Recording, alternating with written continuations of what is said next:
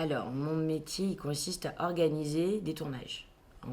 Pour résumer, en gros. Donc, c'est-à-dire, j'assiste le réalisateur, d'où le terme assistant de réalisateur, et je l'aide à ce que tout ce qu'il a écrit dans son scénario ou tout ce qu'il veut voir à l'image dans son film soit présent lors du tournage pour que voilà, ça se passe exactement comme il le souhaite.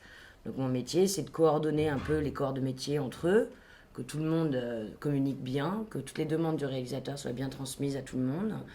Et en parallèle, c'est aussi d'organiser les journées en accord avec la production pour que suivant l'argent et le budget qui a été donné au film, on reste dans ce budget, sauf que c'est le directeur de production qui s'occupe du budget et moi je m'occupe du temps. Donc en fait, je vais essayer de faire que le tournage se passe dans les temps qu'on a, dans le temps qu'on a et avec l'argent qu'on a pour que tout se passe comme le réalisateur le souhaite et que la production aussi souhaite. Voilà.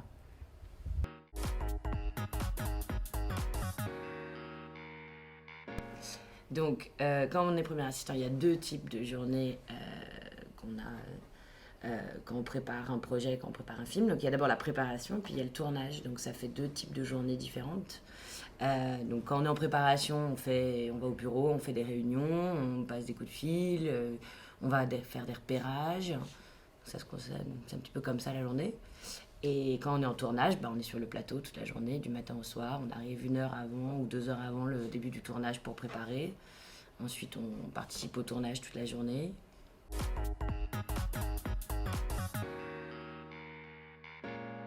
Une qualité personnelle, je pense qu'il faut avoir beaucoup de sang-froid, parce qu'il se passe quand même beaucoup de choses. On est soumis à beaucoup de stress. Donc je pense qu'il faut réussir à garder la tête sur les épaules quand même sérieusement, parce que quand tout va mal, il y a que souvent la personne vers qui tout le monde se tourne, c'est l'assistant mise en scène pour savoir comment on va trouver une solution, etc.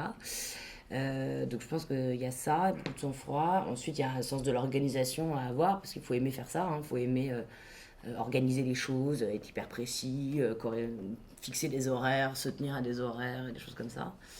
Euh, et faut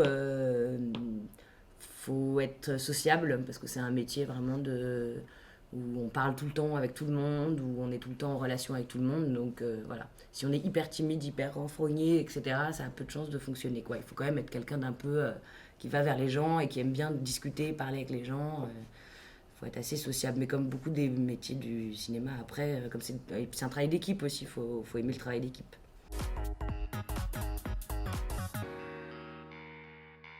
Moi, j'ai pas suivi de formation. Après, euh, je pense que là, dans une école comme ici, dans une fab comme ici, il y a des spécialisations d'assistanat, mise en scène, régie, production, tout ça, ça va un petit peu ensemble. C'est tous un peu des métiers de logistique et d'organisation de tournage.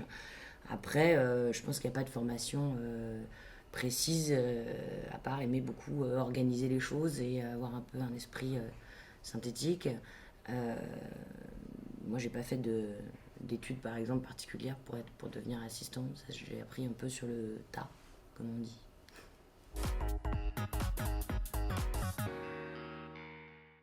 Moi, j'ai fait une école d'histoire de l'art après mon bac. Donc, ça n'avait rien à voir. Moi, je voulais pas travailler dans le cinéma au départ. Je voulais faire l'histoire de l'art. Ensuite, ça m'a amené par des stages en entreprise à faire de l'événementiel. Donc, j'organisais des fêtes. Donc, je trouvais ça super comme concept. Mais j'avais du mal à trouver du travail. Donc, du coup, on m'a aidé pour me faire de l'argent de poche. J'ai commencé à travailler comme régisseuse, stagiaire régie, en fait, sur des publicités. Je trouvais ça très dur et donc je me destinais pas tellement à ça. Et en fait, au fur et à mesure, un jour, un assistant m'a demandé de l'aider à placer la figuration sur une publicité et j'ai commencé à trouver ça beaucoup plus amusant. Donc j'ai continué à faire ça. Et tout d'un coup, j'ai décidé que je ferais pas d'événementiel ni d'histoire de l'art, mais que j'allais faire assistant de mise en scène parce que ça me plaisait beaucoup d'être sur le plateau comme ça, un personnage un peu central qui organise, qui arrange la figuration, qui parle avec les techniciens, avec le réalisateur, avec tout le monde. Donc voilà, c'est comme ça que j'ai continué. Mais après, j'ai pas fait d'études particulières pour en arriver là.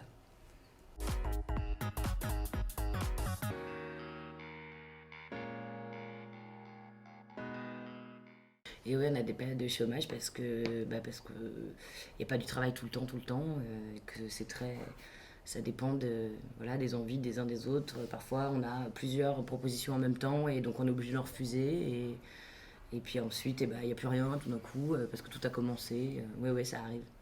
Ça arrive d'avoir des périodes de chômage, c'est plus ou moins long. Voilà. Mais on ne contrôle pas du tout le temps là-dessus.